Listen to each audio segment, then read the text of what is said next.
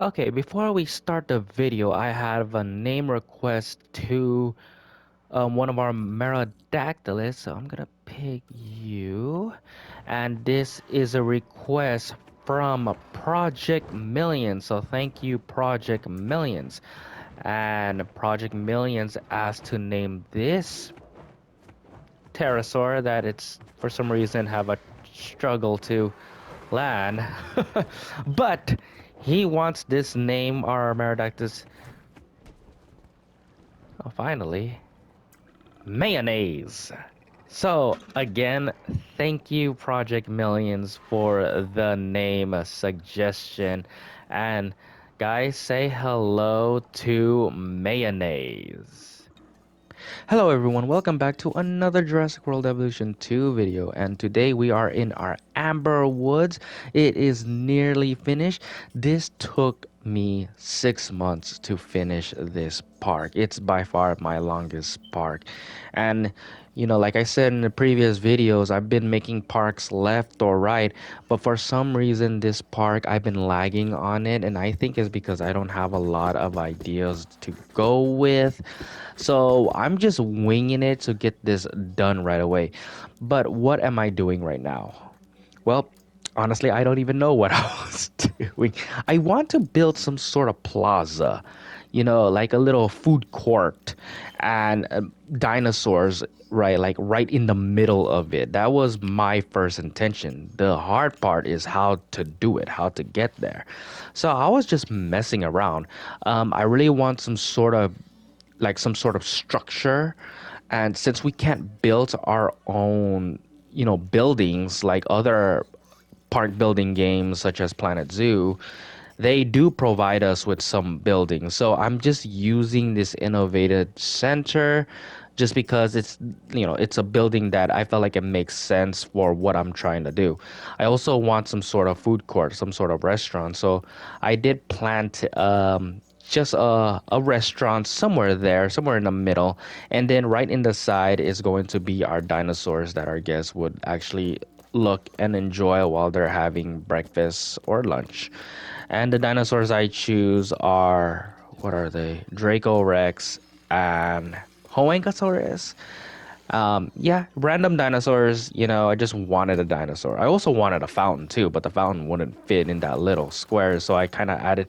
Actually, I did took out the fountain later on, but I really want to add it back. I'm using these waterfall fountains, so we don't have waterfalls here, which is unfortunately, but hopefully, crossing our fingers in the next update, our wishes would come true, but we have to wait and see. So for right now, these are like the waterfalls that I'm using because I really want to make some waterfall exhibit slash whatever it is. So on the right side is the Draco Rex exhibit, and they need ground nut and ground leaf. And I did mention in my previous videos how some foliage doesn't match the environment that you're in, and I think that's the case with the ground nut. It just looks out of place with these type of biomes. It'll be cool if we have, like, instead of having these tropical ground nut, because it looks like the ground nut in this biome, it looks like somewhere it belongs in a tropical environment. But instead of having these tropical design, these groundnut design, maybe have like a pine tree or whatever that it fits in these type of environment. You know what I mean? So that way it doesn't look out of place. So this is the Draco Rex, and that's the nut that I was referring to. It doesn't fit the environment, but oh well, that's what they need. And a lot of people say, like, why not just turn off feeders and all that stuff, so that way you could make a beautiful environment without the needs of the dinosaurs. The problem is, though, I mean, it is a good idea. I could do that. It's simple, you know but the problem is that I rather have them on because it to me it's natural that way. It have more animations for our dinosaurs. I don't know. I felt like it's good instead of them just walking around aimlessly and just drink water all the time. So for having it on, I just feel like they're more alive that way. You know what I mean?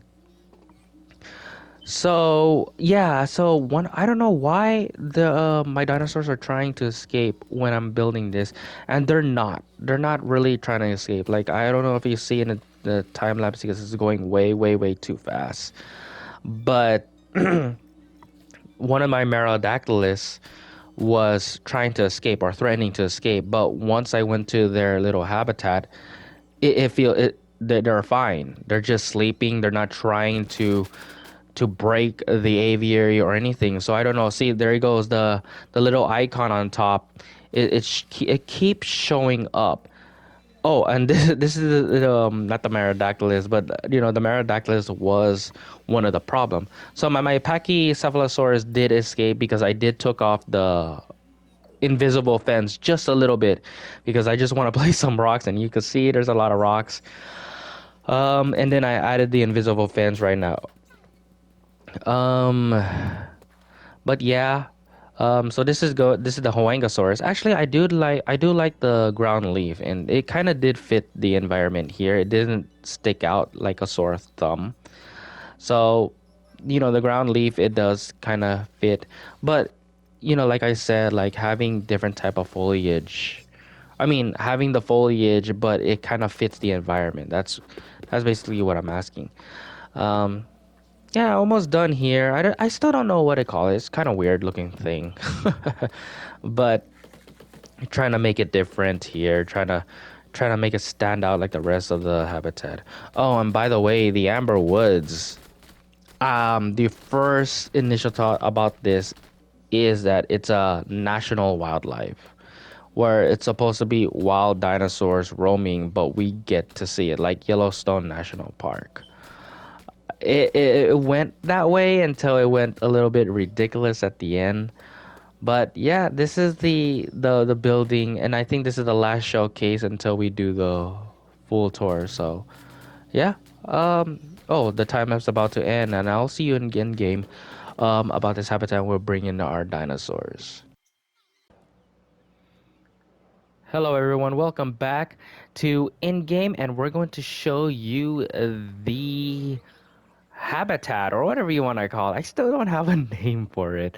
Some sort of plaza with dinosaurs smack dab in the middle. But this is my AmberWoods National Park, and like I said, I want to make it as natural as possible. So here we go to the visitor center. So we're gonna walk up over here. I like it how it's just so natural with like just forests. It's like hardly any buildings. And then you go up into this weird looking wavy path. It's not even straight. The guest would walk up over here. It's kind of hilly, kind of bumpy, but it's all natural. And here is it's our coffee shop. I gotta change that. And this is basically like a little food court for our guests to hang and chill or whatnot. But they also have a good look of whatever dinosaur that is here. And then here's the also like the little food outlet, whatever they go inside, blah blah blah. And this is the full. Yeah, I don't know what you guys think. I just want something to fit in this little area because other than that, I'm basically done with the whole park. And I did say something in the time lapse how like it became like so natural, like like just a natural base, but then it just got weird, and I'll show you. Like it just got really, really weird. It doesn't look natural, like at all. This it looks natural. This seems what I was going for, and then it got really, really weird on here. But yeah, full tour of this whole entire park is coming up. There's probably some changes here and there, but without further ado, let's bring in our Dracorex and our Hauyangosaurus. Okay, we are back, and gosh, I gotta fight these guys. These guys were like threatening to escape, and notice I never you want to use fence at all. The only time I'll use fence if I'm using a bridge. That's about it. But these guys are like fighting me, trying to threaten to escape. I try to add as much rocks on these small little gaps as possible, and it worked. There no more threats for both, but they seem kind of fine. I already checked that they're all good. So we have our oh, I have it on. Sorry about that. I have it on fast forward because I want to get this video out of the way, but these are lovely Hauyangosaurus. I really love the color of these guys, actually. Let me see, what are they? The Quillen Mountains and the Corona. So if you guys want the skin color, it looks pretty nice. And I always love to name the subspecies of Hauyangosaurus. So I'm going to call these, I don't know, the mountain Hauyangosaurus or the ibex, maybe. I don't know. Something, the alpine Hauyangosaurus. That would be a cool name. But these guys, like, they live like up in the mountains. I also have another species of Hauyangosaurus. So if we're going to go all the way here, they live with our Homolocephali, and they also have different skin textures as well. So if you guys want this one, where are they again? Is the Quillen Mountains as well, but it's Pauperana, and it's like this reddish skin texture.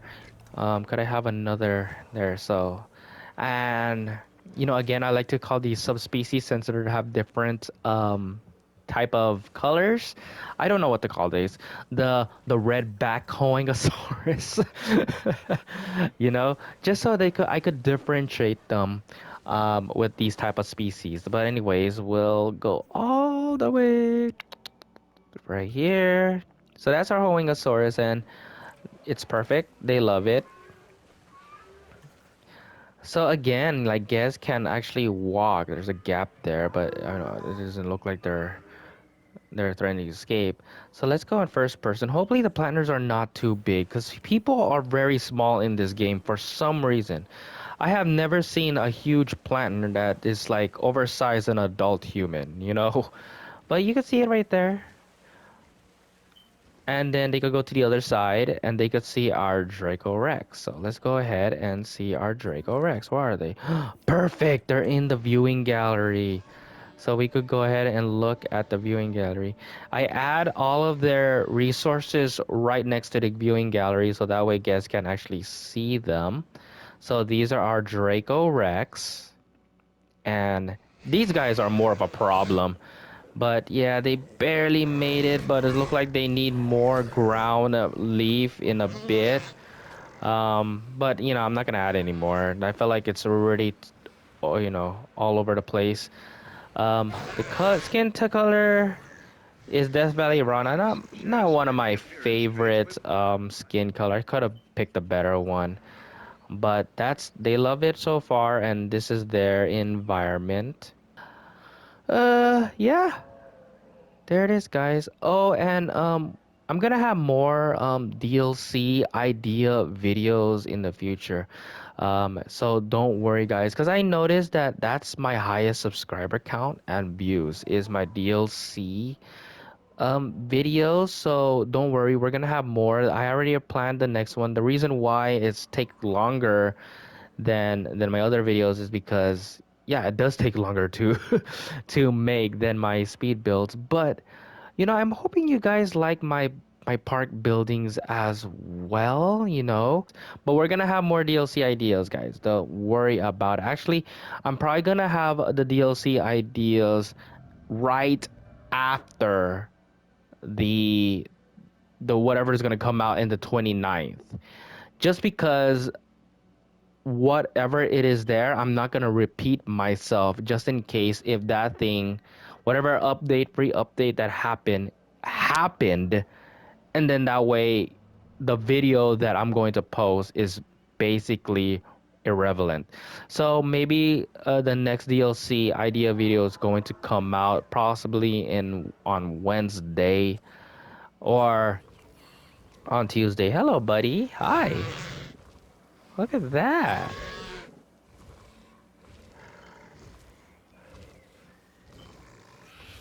But yeah, that's the end for this video. Hopefully you like this little build. I don't know what to call it, a little plaza. Like the video if you do like this habitat. Subscribe to see more Jurassic World Evolution content. And yeah, that's it for me, and I'll see you guys in the next build. Thank you guys for watching.